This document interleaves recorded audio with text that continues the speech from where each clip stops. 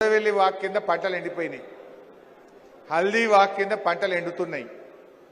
KCR bus వేసుకొని బయలుదేరంగానే కూడవెల్లిలకు హల్దీలకు నీళ్ళు వచ్చినాయా రాలేదా? అంటే ఒక గొంతుక కావాలి, తెలంగాణ సోయిగల్లా ప్రశ్నించే గొంతుక. అది మన బీఆర్ఎస్, మన కేసీఆర్. రేపు తెలంగాణ ప్రయోజనాలు కాపాడాలి అంటే మీరు నిన్న మొన్న చూసిండ్రు టీవీలలో స్టార్ట్ చేసిండ్రు. ఆంధ్ర మాజీ పిసిసి అధ్యక్షుడు శైలజానాథ్ హైదరాబాద్ని ఇంకో 10 ఏళ్లు ఉమ్మడి రాజధాని చేయాలని మాట్లాడుతున్నాడు. ఇంకొకరు ఉండవెల్లి అరుణ్ కుమార్ మాట్లాడుతున్నాడు.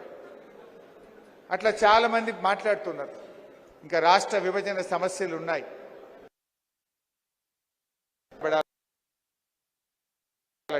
రాష్ట్ర అవతరణ ఉత్సవాలు జరిగినాయి. రాష్ట్ర ప్రభుత్వం ఫుల్ పేజ్ యాడ్లు ఇచ్చింది పేపర్లలో, అన్ని పేపర్లకు యాడ్ ఇచ్చింది. మీరు యాడ్ చూడండి ఒక్కసారి, మీరు గమనించిందో లేదో ఇంటికి పోయినాక నిన్నటి పేపర్ తీసి చూడండి. ఆ పేపర్లో ఎక్కడ జై తెలంగాణ, జై జై తెలంగాణ అని లేదు.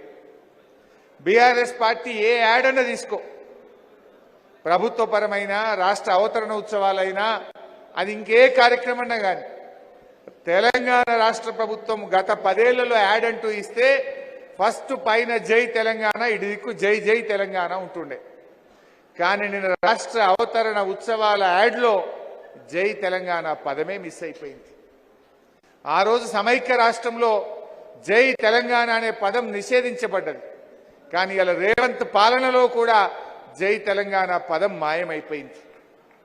అంటే కేసీఆర్ లేకపోతే రాబోయే రోజుల్లో తెలంగాణ సోయిని వీళ్ళు ఖతం చేస్తారు, తెలంగాణ హక్కులు ఖతం చేస్తారు, కుట్రలుంటాయి. అందువల్ల ఇవాళ మనం అధికారంలో ఉన్న ప్రతిపక్షంలో ఉన్న తెలంగాణ కోసం పుట్టిన పార్టీ, తెలంగాణ రాష్ట్రం తెచ్చిన పార్టీ, తెలంగాణ హక్కులు కాపాడే పార్టీ, తెలంగాణ కోసం మాట్లాడగలిగే ఒక గొంతుక మన బీఆర్ఎస్. అందువల్ల ఈ బీఆర్ఎస్ అనేది రాష్ట్రానికి ఎప్పుడు కూడా చాలా అవసరం, మనం ఉండాల్సిందే. అందువల్ల మనందరం కూడా ఈ బీఆర్ఎస్ కార్యకర్తలుగా ఉన్నందుకు, ఈ రాష్ట్రాన్ని సాధించినందుకు నిజంగా గర్వపడాలి మనం. రేవంత్ రెడ్డి గారు ఎన్నడూ జై తెలంగాణ అన్నోడు కాదు. ఆయన పేరు రేవంత్ రెడ్డి కావచ్చు, ఆయన రాష్ట్రానికి ముఖ్యమంత్రి కావచ్చు, కానీ మీలాగా ఎన్నటికీ ఒక తెలంగాణ ఉద్యమకారుడు కాలేడు కాలేడు కాలేడు. అవుతాడా? తెలంగాణ ఉద్యమకారుణ్ణి అని మీ పిల్లలు చెప్పుకుంటారు, మీ మన్మలు చెప్పుకుంటారు. మా నాయన తెలంగాణ కోసం జైలుకు పోయిండు, మా నాయన తెలంగాణ కోసం కొట్లాడిండు అని చెప్తాడు తప్ప రేవంత్ రెడ్డి ఎప్పుడన్నా ఉద్యమకారుడు అవుతాడా?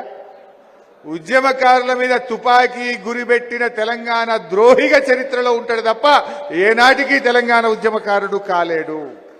ఆ ఘనత మీకు దక్కుతుంది, మనందరికీ దక్కుతుంది. తెలంగాణ కోసం కొట్లాడినాం కనుక రైలు పట్టాలెక్కినాం, రాస్తారోకోలు చేసినాం, కరెంటు కోసం ఇదే రాజీవ్ రహదారిని ఒకరోజు దిగ్బంధం చేసినాం. రాజీవ్ రహదారిని కరెంటు కోసం చేసినాం. ఆనాటి ప్రభుత్వం మీద ఒత్తిడి పెంచిన పోరాట చరిత్ర మనందరికీ ఉన్నది. ఇలా ఎన్నో త్యాగాలు, పోరాటాలు ఉన్నాయి. నిజంగా సీనన్న మాట్లాడుతుంటే పాత జ్ఞాపకాలన్నీ ఒకటొక్కటి నాకు గుర్తొస్తా ఉండే, ఎంతో ఆనందం కలిగింది. సిద్ధారెడ్డి సార్ అన్నట్టు ఆ ఉద్యమంలో ఉండే ఊపు, ఉత్సాహం, ఆ పోరాటం ఎంత గొప్ప తృప్తినిచ్చేదో. ఆ రోజు అరెస్ట్ అయినా, జైల్లో పడ్డా అసలు బాధ కలిగేది కాదు. తెలంగాణ కోసం కొట్లాడినామని అరెస్ట్ అయినా, జైల్లో ఉన్నా చాలా గొప్పగా గర్వంగా జై తెలంగాణ అంటూ జైల్లో నుంచి బయటకు వచ్చినాం, జైలు లోపలికి పోయినాం తప్ప భయపడలేదు. సో అలాంటి ఒక గొప్ప చరిత్ర మనందరికీ కూడా ఉన్నది. అందులో మన సిద్దిపేటకు ఉన్నది. మరి మీ అందరికీ, ఈ పోరాటంలో పాల్గొన్న మీ అందరికీ పేరు పేరున, నేను పేర్లు చెప్పలేదు అనుకోవద్దు, నేను పేరు పేరున కృతజ్ఞతలు తెలియజేస్తూ, ఇప్పుడు మా రాజనర్స్ గారు పేర్లు చదువుతూ ఉంటాడు. అందరూ ఒక్కొక్కరు వచ్చి దయచేసి వేదిక మీదకి వచ్చి ఈ సన్మానాన్ని, ఈ చిరు సన్మానాన్ని అందుకోవాల్సిందిగా కోరుతా ఉన్నాం. ఈ బర్త్డే వాళ్ళ కూర్చోవాలి. తర్వాత